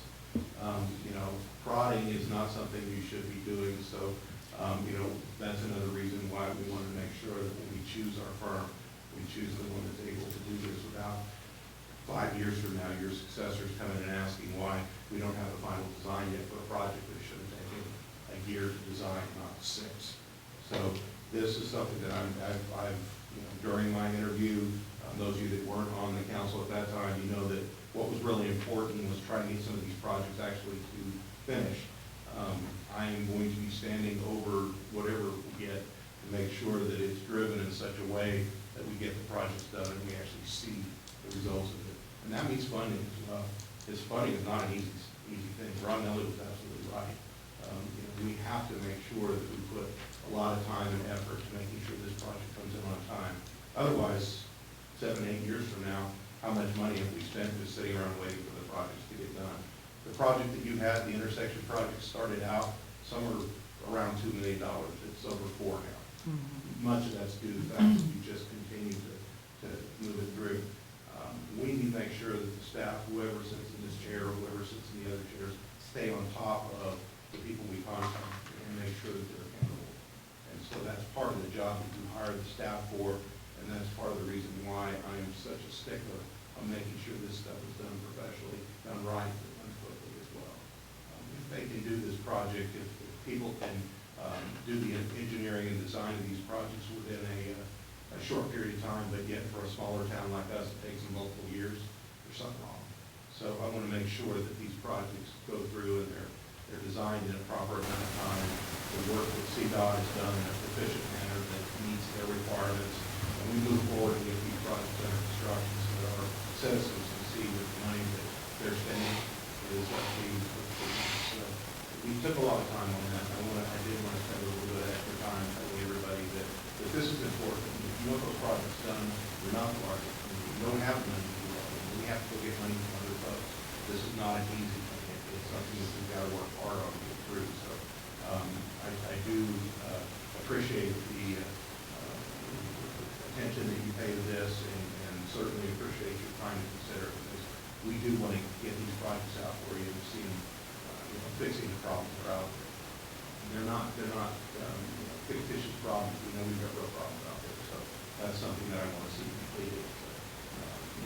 There have been some other things that we've been working on with respect to trying to get the federal government. We put in a request with our legislators, our federal legislators, to try to get some funding, funding primarily for the drainage project from them. They did submit it, both of our senators submitted it to the, in the budget that they have. Maybe, it depends on whether or not it's going to get approved or not, but we did ask for money to get started on the drainage project with our design costs. So that has been submitted. We're currently working on trying to find some additional CDOT monies and maybe some FHWA money, which is the Federal Highway Administration, to get those monies to complete our project with the intersection over here, which is going to be a challenge because, again, it started here, we've got to get it done before it goes up here. So that's my goal. So spent a lot of time on that these last 6 weeks, but we did it for a reason. We want to get these through. I'm still committed to having a groundbreaking on the highway project intersection no later than this year. So that's still my commitment. I'm going to continue to practice work and really get stuff.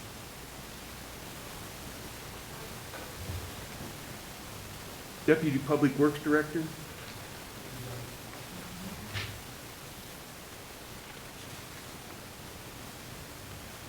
Good evening, Mayor, Board of Trustees.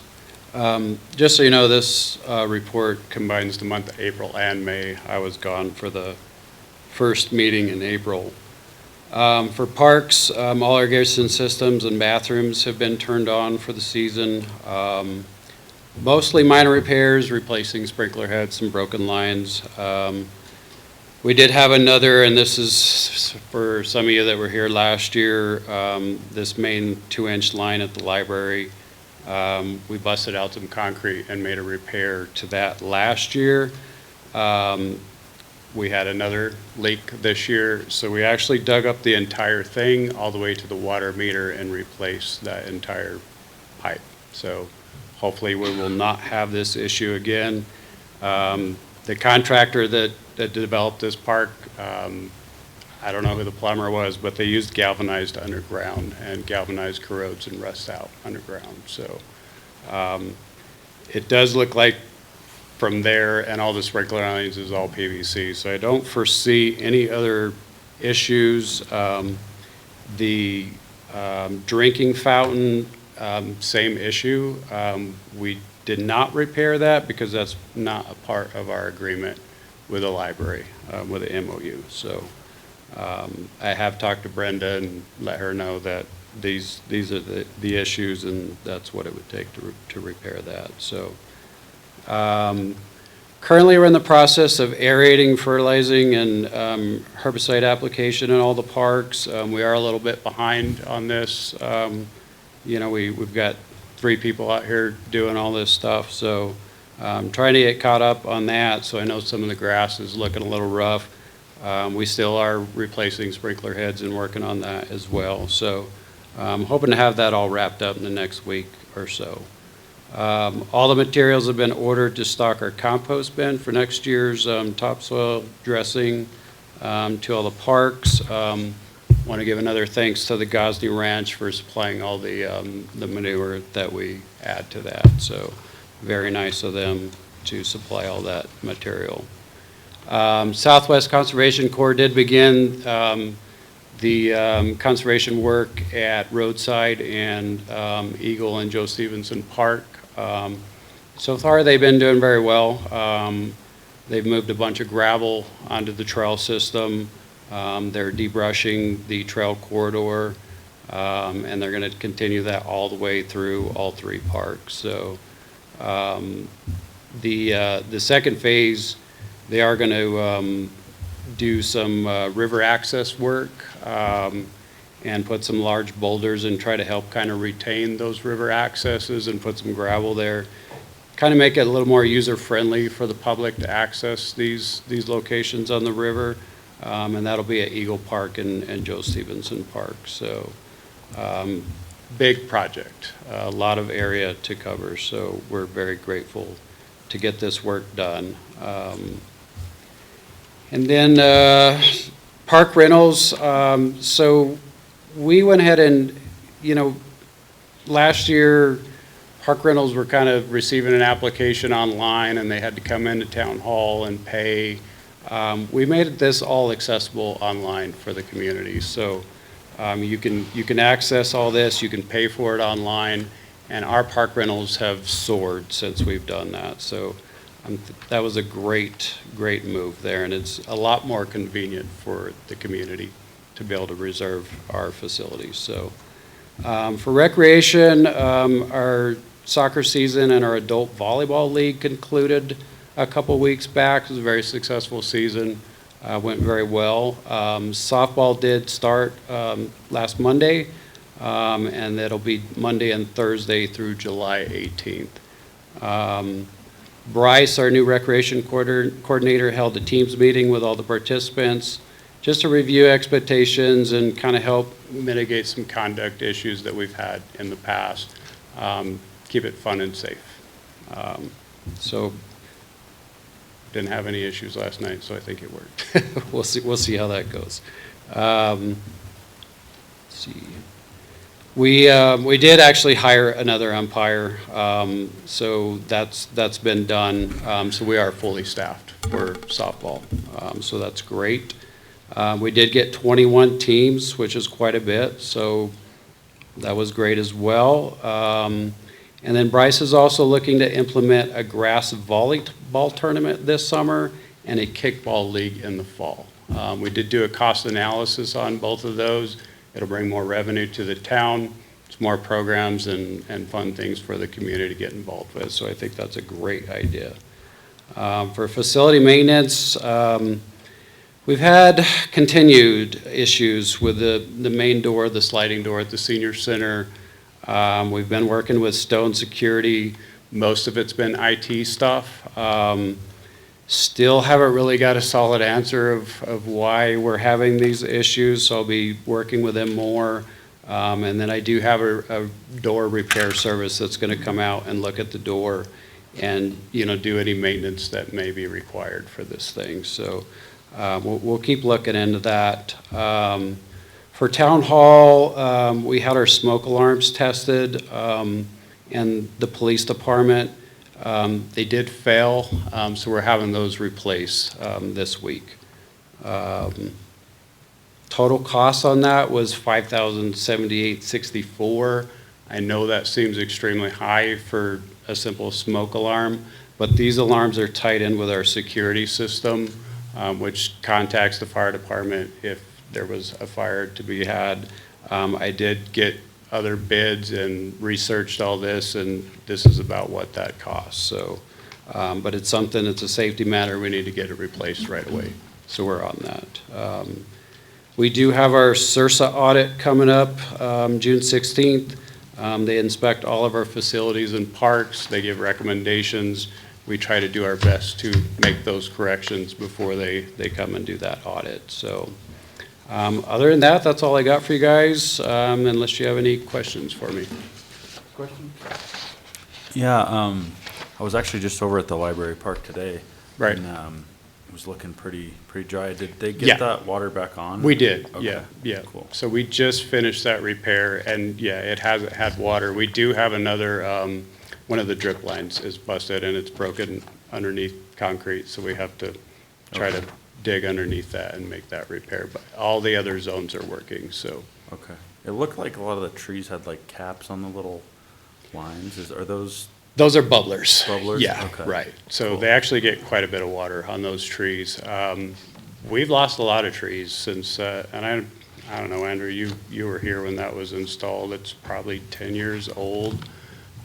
We did meet with the landscaper on that and tried to get them to replace, because a lot of them died within a year. So probably something that we'll look into replacing some of those, but a lot of the trees did not survive. I don't know they installed it at the wrong time of the year, they didn't fertilize, but they definitely do get a lot of water, so.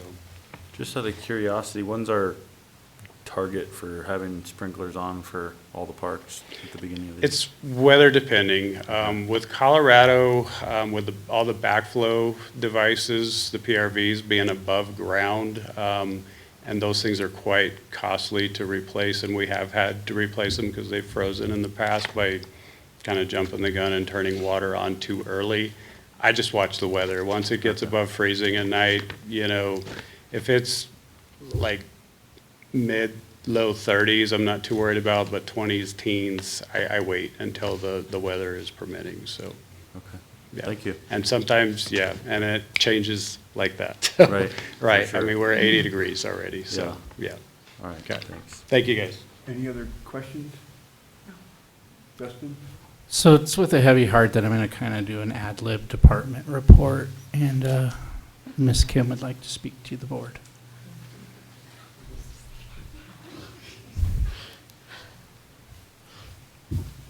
I did want to let you know that today is my last day, my last board meeting with you all.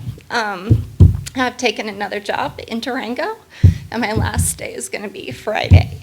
And I was okay until you spoke, Dustin.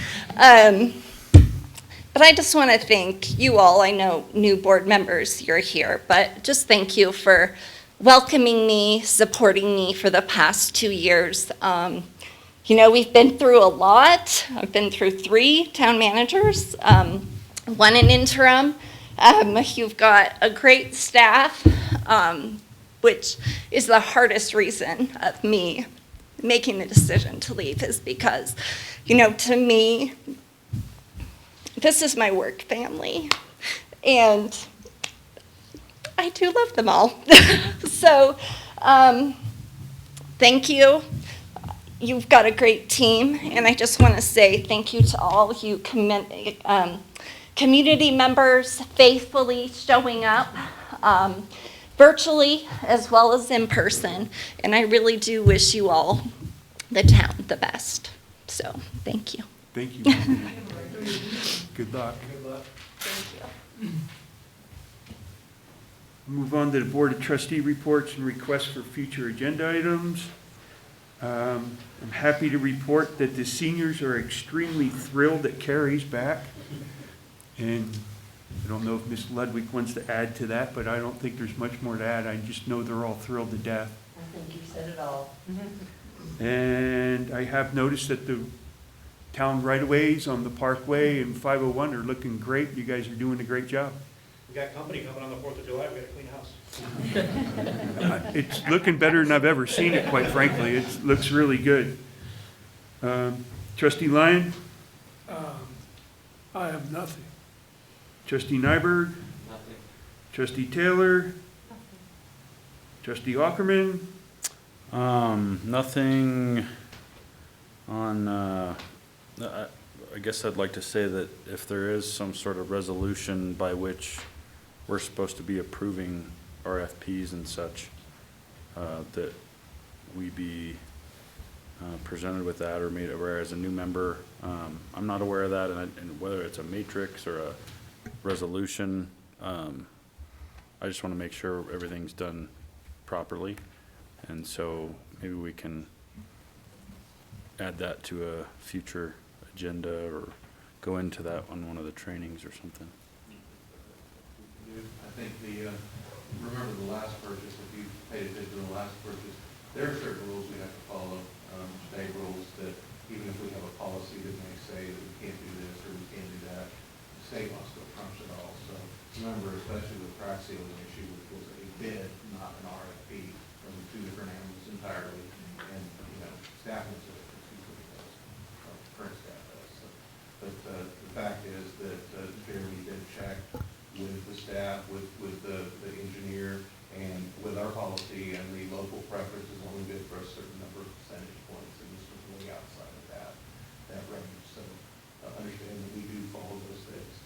That doesn't mean that we can't improve the policies or change the policies. It's up to you, but I would also advise that those policies comply with the state procurement code as well. So, but we can certainly issue what we got. Yeah, I mean, just maybe a overview on that or whatnot, so we can make sure we're doing everything properly, making everybody happy. So, Anything else? that's it. Trustee Trujillo? I'd like to add an agenda item to discuss lowering the speed limit on Bayfield Parkway from 35 to 25. And maybe installing some of those little flashy signs.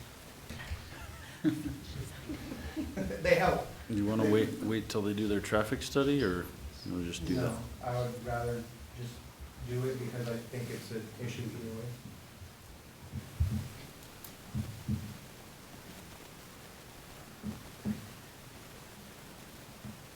So does the board want to look at lowering the speed limit? Do I have to make a motion? Well, it's usually a head nod or an informal type vote that we, if one trustee wants to hear something, that the rest of us either agree or not agree that, you know, is it a problem or isn't it at this point? I personally couldn't make a decision on that without a professional involved, and so I would defer to a traffic study before I would make a vote on that. I concur. So you want to wait until they do their traffic study on that portion of I the mean, road? I mean, we're not going to lower the speed limit to 25 on the whole parkway, are we? well, that's, I don't necessarily think it's necessary, but, I don't think it's necessary either. I mean, just with all the infrastructure going in, possibly in Lakeside, the townhouses, and there's gonna be more pedestrian traffic. There's no sidewalks. Well, if you're suggesting it for an agenda item, wouldn't we discuss it at the next meeting and? Well, if we're in agreement that we need to have the discussions. Oh, okay. Where do we see what the applicant comes up with traffic study? But just soon wait and see what I they just have. think, I think it's an issue already, so. So you think, right now, even without the RV park going in, you think it's too fast over there? Yes, I believe so. So I'm living here for 12 years. is there any accidents or anything that you would cite? I mean, there's always the potential. I mean, people are just in a hurry more and more these days, and I feel it's only a matter of time until. I guess if we put it on the agenda, But it doesn't necessarily slow them down, though. I would It's defer, like 10 miles, I mean, they're still gonna drive. I would be looking to the police department to see how many accidents they've had. I have an observation. Can you hear me? Yeah. I've lived here 2 weeks, so that's just, keep that in mind. But with that 35 mile per hour speed limit on Bayfield Parkway coming past the town center and the park and Mill Street, I find that a little fast, but the speed is much faster than 35, and my folks will be on that in the next few days enforcing speed. But I don't have enough background to know what issues we've had with that, but in proximity to the park and Mill Street and the town hall, I was surprised the speed limit was 35 and doesn't slow a little bit more in that area. That's just my observation from very limited exposure to it, so.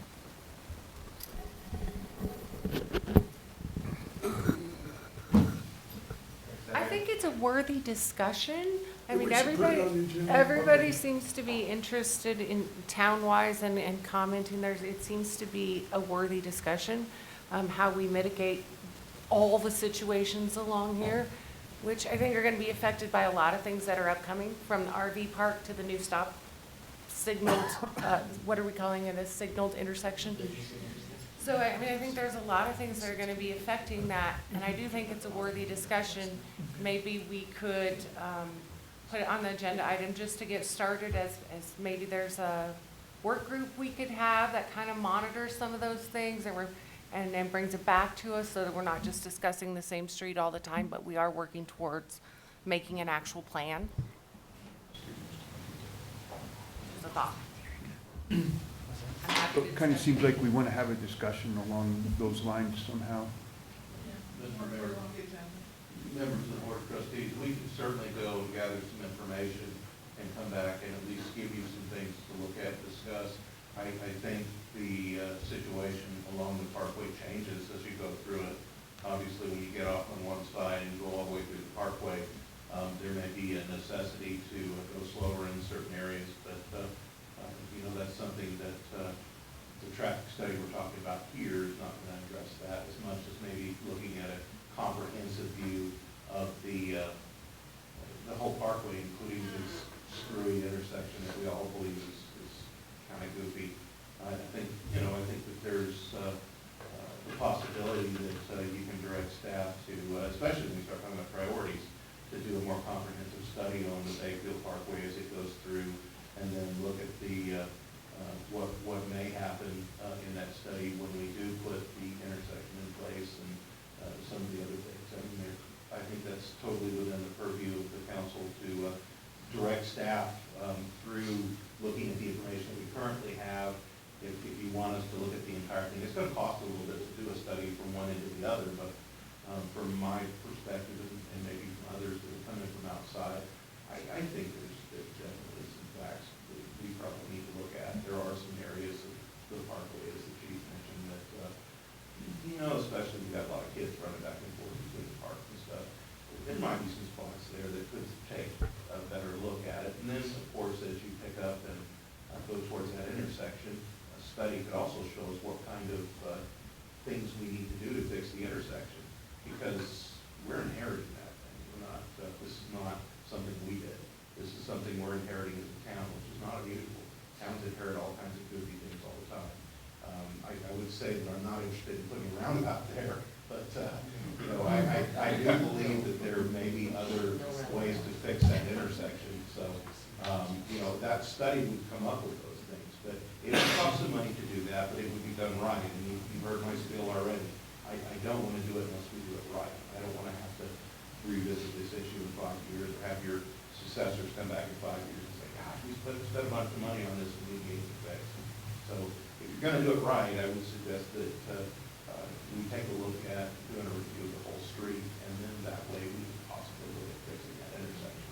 If it can be fixed, I mean, it's a goofy little intersection there. I'm not going to argue with anything on that. I've almost been hit a few times myself going through that intersection. So. Yeah, I mean, that's one of my thoughts when we were discussing this was for the RV park is, that intersection's been that way for many years, and I don't know that it's all of a sudden one project gets the responsibility of having to fix that when it's been wonky for, and so it probably is something to address as the town, because as we grow, There's gonna be more people going through. that's on everybody, not just one developer. I don't think that's fair to put it on one developer to do something like that. So.